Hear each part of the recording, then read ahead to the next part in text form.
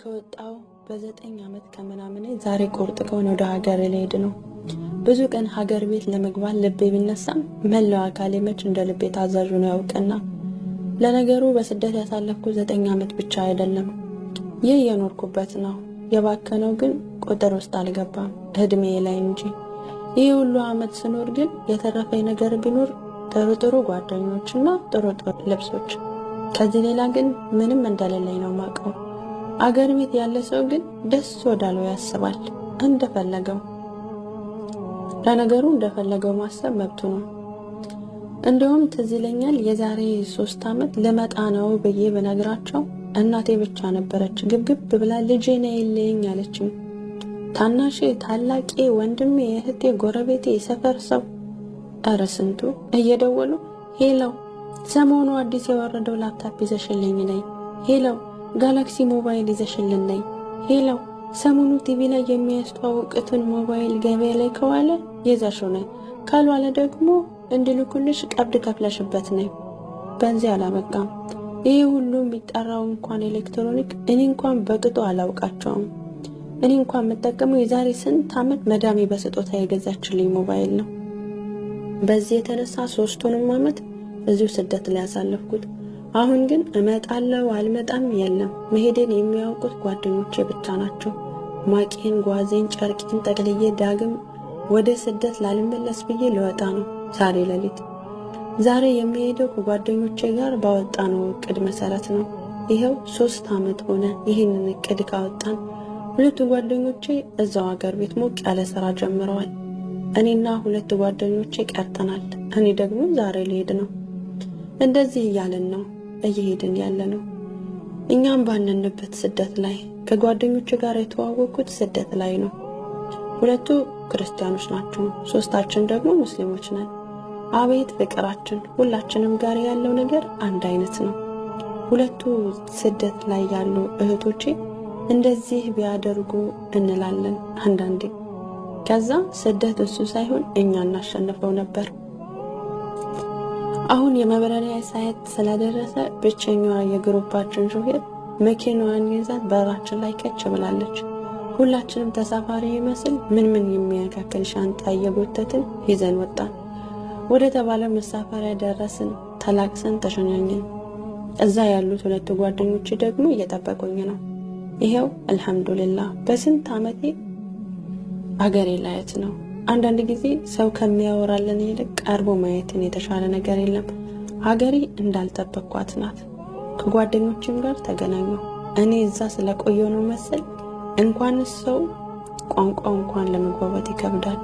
የድሮ ጓደኞቼም ቢባሉ ሁሉም አግብተው ወልደው ብቻ ሁላቸውም ቦታቸውን ይዘዋል። እኔ ነኝ እንጂ ምስኪን ከርታታ።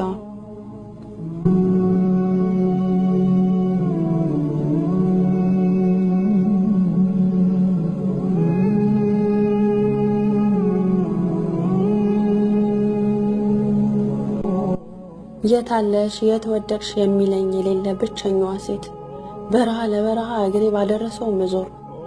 ያንቺ ዕጣ ይሄ ነው ተብሎ የተነገራት የሰማይ ወፍ ይመስል ያለ ክንፍ መበር። ስደት ማንም አይፈልግም ግድ ሆኖ እንጂ። ብዙ ትዳሮች በሞክርም አልተሳኩልኝም። በሆነ ባልሆነ ተልካሻ ምክንያት እድሜን በራስቼ እዚህ ያደረስኩት። አሁን ግን እኔን ፈልጎ ለመጣ ዝግጁ ነኝ ኢንሻአላህ። ይህ ደግሞ ጓደኞቼም ቤተሰቦችም ያውቃሉ። ወደ ሀገሬ ከተመለስኩኝ 1 ወር ሆኖኛል። ጥሩ ጊዜ ማሳለፍ ያለው። ዛሬ ግን ድሮ የማውቃቸው ጓደኞቼ ምሳ ጋብዘውኛል። በጠዋት ተነስቼ ራሴን አዘጋጅቻለሁ። እኔ ካለሁበት በጣም ስለሚርቅ በጊዜ መነሳት አለብኝ። ታናሽ እህቴ ትንሽ ቦታ ሸኝታኝ ተመለሰች። እኔም መንገዴን ቀጠልኩኝ። ታክሲ መያዣ መንገድ ትንሽ ሲቀረኝ የሩጫ ድምጽ ይሰማኛል። ሲሮጥ የነበረው ድምጽ ወደ እኔ ቀረበ። ፊት ለፊቴ ላይ እየቆመ ኪሊማንጃሮን ተራራ ጨርሶ እንዳሮጠ እያለከለከ ቀስ ብለሽ አትሄጂም? ምን ያስቸኩልሻል? አንቺ ላይ እኮ ለመድረስ ስሮጥ ሳምባዬን ተፍቼው ነበር አለኝ ወደታች እያጎነበሰ። እኔም ደንግጬ እና ፌስታል እንድተባበርክ ነው አልኩት በደነገጠ ስሜት። ለመሄድ እየተቻኮልኩ አይደለም ባክሽ አባያሽ ከየት እንዳሰራሽ ልጠይቅሽ ነው። ታናሽ እህቴ እንደዚህ አይነት አባያ በጣም ይመቻታል። እንዴት እንደምትወድ አትጠይቂኛለኝ። ጉልበቱ ከያዘበት ቀና እያለ የለበስኩት አባያ አንገቴ እስኪያመኝ ድረስ ዞር ያየሁት። ምንም የተለየ ነገር አላየሁበትም አባያዬ ላይ። ይቅርታ መንገዱን ትለቅኝ? የጠየኩሽን መልሽልኛ። አሁን አናደደኝ፣ ሰብር አሳጣኝ። በተበሳጨ ስሜት እዚህ ሀገር አይደለም የገዛሁት፣ ከአረብ ሀገር ነው የመጣሁት መሄድን እየተመኘው። እኔም ገምቻለሁ እባክሽ ከአረብ ሀገር እንደመጣሽ። አሁን ደሜን አፈላው። እንዴት ሊያውቅ ቻለ? አረብኛ ሳላውቅ አወራሁኝ እንዴ? ጠደፍ እያልኩኝ ታክሲ መያዣዬ ጋር ደረስኩኝ። ታክሲ እስከምመጣ ድረስ መቆም ግድ ነው። ይቅርታ ካላስቸገርኩሽ ልተዋወቅሽ እፈልጋለሁ አለኝ። ተከትሎኛል ለካ። እኔ ካልፈለግኩስ አልኩት ኮስተር ብዬ። አንቺ ካልፈለግሽማ ይቀራል እኮ። ቆይ ግን ታውቀኛለህ ስል ጮህኩበት። ረጋ ባለ ድምፅ ኧረ አላውቅሽም አለኝ። እናማ ልተዋወቅሽ ነው አለኝ። ዝም አልኩት። አቤት የታክሲው ሰልፍና ወረፋ! የምፈልገው ታክሲ ወደ ግራ ወደ ቀኝ እያየው ባለውበት ሲያወራኝ የነበረው ልጅ ጥሎኝ ሄደ። አልሐምዱሊላህ ተፋታኝ። ነዘነዘኝ እኮ በዛ ላይ ፀሐዩ። ከትንሽ ቆይታ በኋላ ከፊት ለፊቴ ላዳ ታክሲ በክላሲካል ይጣራል። በምልክት እኔን ነው አልኩት። እሱም አው አለኝ በምልክት። ጠጋ አልኩና አቤት አናገርኩት። መሄጃዬን ጠየቀኝ፣ ነገርኩት። ኮንትራት በቅናሽ ዋጋ እንደሚያደርሰኝ ነገረኝ። ልግባ እያልኩ ባማታም መቆሙ ስለደከመኝ አላህን ተወክዬ ገባሁኝ። የጓደኞቼንም ቤት አደረሰኝ። መውረጃዬን ሳውቅ ሂሳብ ልከፍል ቦርሳዬን ስከፍት ሂሳብ እንደተከፈለልኝ ነገረኝ። ተነገጥኩኝ። ማን ሊሆን ይችላል? ማንነቱን ግን ሊነግረኝ አልፈለግም።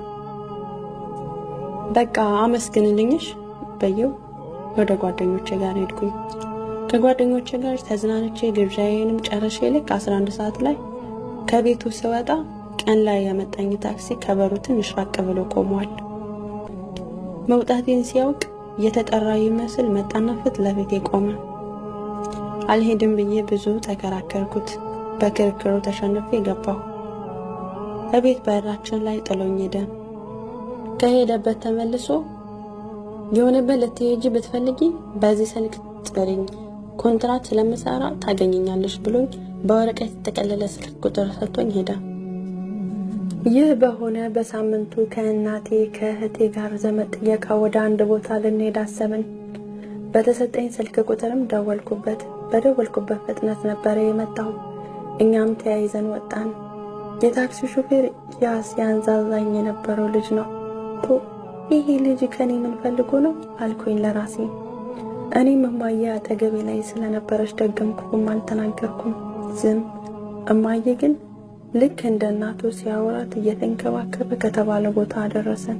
ዋጋው ዛሬም አልተተመነም። ወስዶ መለሰን። አላህ ይስጥልን። እማዬ ደግሞ ድፍረቷ ታክሲ በፈለገችው ቁጥር ጠሪው ትለኛለች። እጠራው እሱ እንደው እንኳን ይሄ አግኝቶ አይደለም እንዲሁ መቅረብ ይፈልጋል። ማንነቱን ሳታውቅ ታቅርበው። እማዬ ለወደደችው የሆነ ሆነና ብዙ ወራቶች በዚህ አይነት አለፉ። ከቤተሰብ ከሁሉም ተግባባ። አንድ ቀን እኔን ማግባት እንደሚፈልግ ነገረኝ። ለቤትም ጠየቀ። ቀድሞ የጠየቀው እማዬን ነበር። እማዬ ለወደደችው አልነገርኳችሁ? ሁሉም ነገር አስተካከለችለት። እኛም ልክ በተዋወቅን በአመታችን ኒካህ አደረግን። ልክ ኒካህ ባደረግን በሳምንቱ እውነቱ ነገረኝ። ለካ እሱ የታክሲ ሹፌር አይደለም፣ እኔን ለማግኘት ሲል ነው የታክሲ ሹፌር የሆነው። እናትም አባትም የለውም። 2 ወንድሞች አሉት። ከወንድሞቹ ጋር ነው አብሮ የሚኖረው፣ ከወንድሞቹ ጋር ነው አብሮ የሚሰራው። ለካ እማዬን እንደዚህ አድርጎ የሚንከባከባት እናት ስለሌለው ነው። ይህ የሆነው ሰርጋችን 1 ወር ሲቀረው ነው። አሳዘነኝ፣ በጣም አሳዘነኝ። ሰርጉንም ሰረዝኩት። መርህም የተባለው ጥሎሽም የተባለው ሰረዝኩት። በቃ ሁሉም ነገር ሰረዝኩት። እቤት ላይ አይሆንም ብለው ቢሞግቱኝም እኔ አሸነፍኳቸው። አንድ ነገር ግን ቃል አስገባሁት። እኔ ስለ ዲኔ አንዳንድ ሸርጦች ባውቅም ቁርአን መቅራት ግን አልችልም።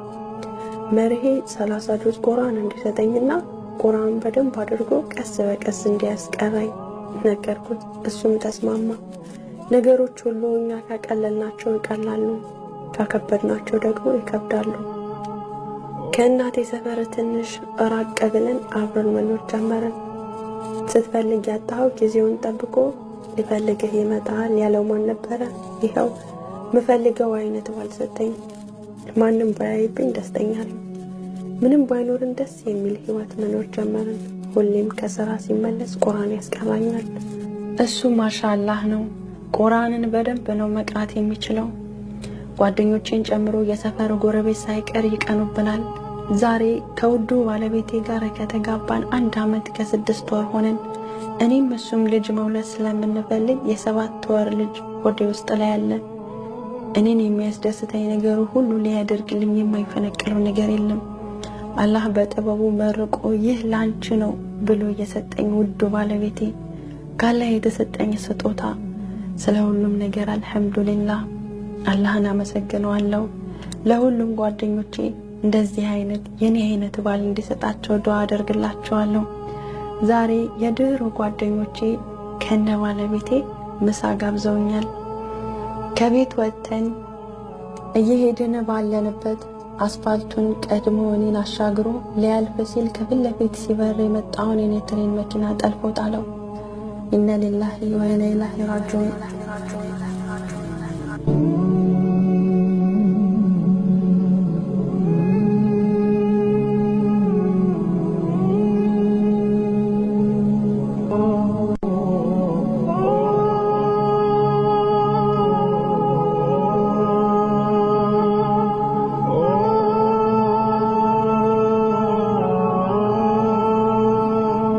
እዛው የሆንኩትን አላውቅም።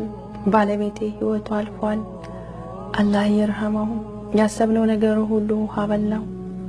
አላህ እሱን የሰጠኝ እኔን ሊፈትነኝ ነበር ማለት ነው። እሱም ይሰጠናል፣ እሱም ይቀማናል። ሊያዩ የሚጓጓለት ልጅ በአይኑ ሳይ ቀኑ ጨለማ ለበሰ። ይህ ነው የአላህ ስራ። ፍቅራችን አጣጥመን ሳንጨርስ ከውዱ ባለቤቴ ጋር የተረፈኝ ነገር ቢኖር ትዝታው ብቻ ነው።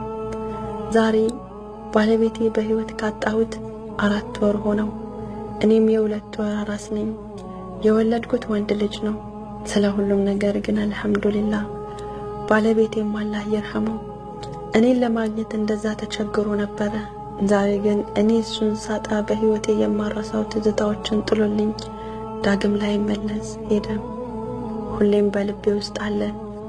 ባለቤቴ አላህ ይርሐመው። አሚን።